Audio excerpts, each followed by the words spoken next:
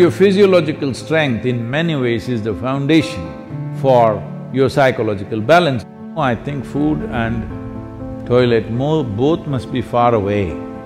Then you will keep your physiology in a conscious condition. Just because I'm laughing and joking about this, don't think there is no problem. There is substantial problem.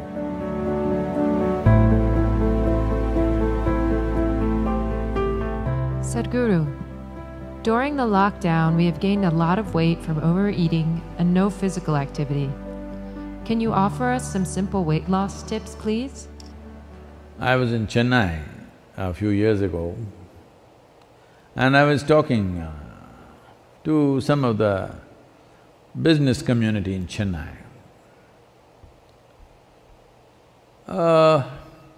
They were not particularly obese or something, but little trying to imitate the planet. Not by being on a spin, in form, I mean. So I said, as a generation of people, look at your condition.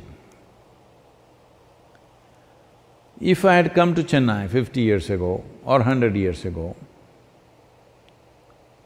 in what physical form people would be, in what level of physical fitness they would be, ordinary people I'm talking about. I'm not talking about gymnasts, sports persons, not those kind of people, ordinary people on the street. Or even now, in what kind of physical strength and condition people are in rural India, for example. I said, see, suppose it so happened, you were walking on the street and you saw a tiger, a wild tiger, hungry one. How many of you can at least climb a tree? And this is a spectacular show, a tiger on a Chennai street. This is not a everyday happening, it is something you must enjoy. But how many of you can climb a tree, which is the trunk of it, usually the city trees, what is on the avenues and stuff, is not more than 8 to 12 feet. How many of you can climb this 8 to 12 feet and sit on a branch and enjoy the wildlife view? No. Only those guys who are doing the menial jobs, the guy who is sweeping the street, maybe he will go sit on the tree and watch how wonderful a breakfast you are. Why have we become like this? It's not the tiger is… where is the tiger going to come? That's not the point. Why are you in this condition that you cannot do anything physically anymore? All you can go to office and come back. Those things are also necessary in today's world, but is it not important that you're in some way physically competent? Physical competence is a reflection of your physiological strength. And your physiological strength in many ways is the foundation for your psychological balance. It is no more in question. Your physiological strength is the foundation for your psychological balance in many ways. We've always been saying this, the yogic sciences, but people have been laughing at it because everything is keyhole. People say brain is a separate study. That's why yesterday I confessed with all the neuro experts, see, I don't have a brain. At least most of the time it's not working. I keep it off. There is enough from the tips of my hair to my toes. There are enough cells with enough memory and intelligence, they will do my life. I have disciplined them nicely. They will do my life the way I want. Because a large part of day-to-day work and day-to-day functioning is just a repeat work. All you need is a clerk. You don't need a super brilliant person to do all these things. So I have trained them and they do their work. I don't have to think how to eat, how to sit, how to stand, how to breathe, nonsense. It just happens by itself because a very stable and effervescent physiological condition is very, very important to have a certain level of psychological freedom. Otherwise, every little thing you do, you have to think. Once you think, inevitably you're confused about every damn thing that you do. Now, you're talking about because of virus you ate too much.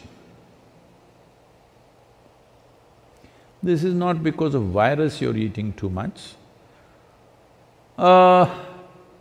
This is a kind of a compensatory activity that, you will see this in the cinema theaters and everything. If you have nothing to do, never before in the history of humanity was food simply available like this all the time. It's a wrong thing, that everywhere you walk there is food. It should not be. I see some of the corporations in America are organizing like this. Food and toilet should always be within whatever 50 feet or 100 feet, something they've fixed, 50 feet I think. Within 50 feet of wherever you are, there must always be food, and that food is usually 1 month old, of course, and there is a toilet. No, I think food and toilet both must be far away. Then you will keep your physiology in a conscious condition. Everywhere there is toilet, it's not good because body has certain resilience.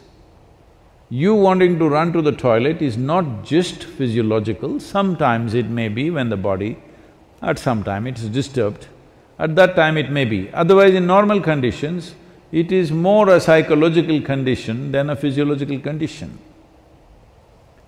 That all the time you want to message, not because you have something very significant to say, it is simply because it's a release.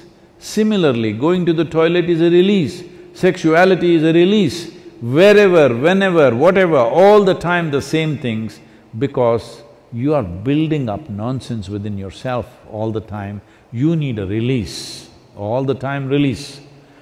These things are being openly talked about as part of psychiatry, that you must find release.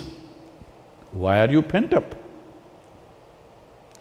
I think in one of the interviews, some journalist was asking me, Sadhguru, what do you do to unwind yourself? I said, what? Why will I wind myself up, first of all?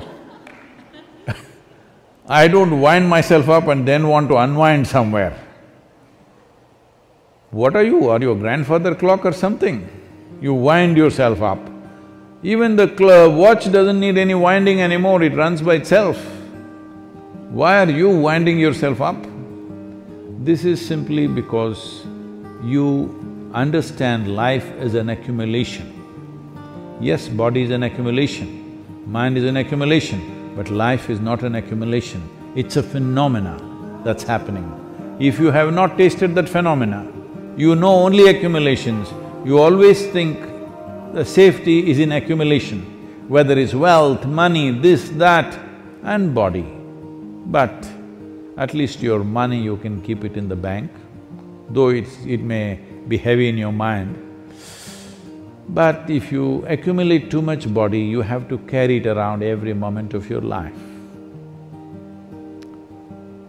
And in the world today,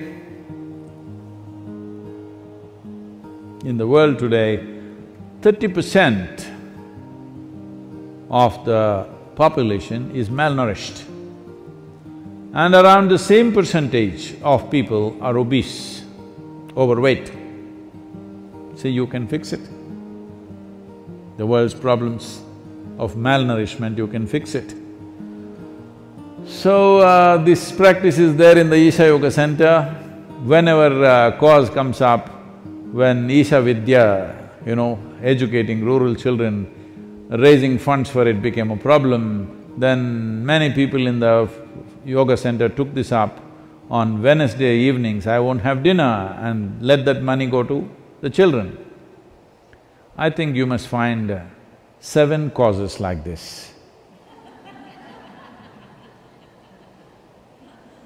I can give you 7. Monday for Rally for Rivers, Tuesday for Kaveri calling, Wednesday for Isha Vidya, Thursday is called Guruvar, this is for your Sadhguru. Friday for Devi, because that's her day. Saturday, you have your dinner, I'm reducing 1 day. Sunday, for Janalinga. Like this, you find 7 or at least 6 causes where 6 dinners you give away. Morning you eat, all right? 10 o'clock in the morning you eat well, and again eat 10 o'clock tomorrow morning. And also, because you need to keep social distancing, drive out of the town and walk back. Get into your bus, buy a ticket for 10 kilometers away and just walk back. Best you go without your phone and your wallet, so that you have to walk back. Do something, come on. Already there is one problem, you want to multiply your problems, huh? You want to increase the size of your problem? Don't do that. There's enough problem already. I'm telling you there's substantial problem. Just because I'm laughing and joking about this, don't think there is no problem. There is substantial problem. Don't fool yourself, because if your body and your mind is in a certain condition, you can easily fool yourself. This happened. Shankaran Pillai was running a garment shop here in United States. And a lady came to buy some kind of a pullover. So, he promised her it is 100% wool. She took it, went home. The next day she came back and she said, "You said it's 100% wool, but here the label says it is made in Bangladesh and it's 100% cotton." He said, "Ma'am, don't you be fooled by this. The label is only to fool the moths."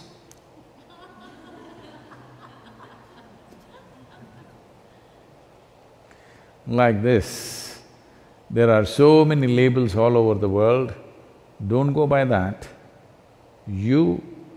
This is a simple experiment you must do, all of you who are sitting now on the floor, when you get up, you must use only 2 limbs to stand up. All of you, in your life, you must keep this up however old you are. This is a simple test for you. You sit down cross-legged, and when you want to stand up, you use only 2 limbs. That means you don't do 4-wheel drive. Just get up with your legs. This much fitness at least you must manage. If you can't climb a tree, there are not enough tigers to, for them to roam in your city. If you can't climb a tree, it's okay, but at least you must be able to stand up.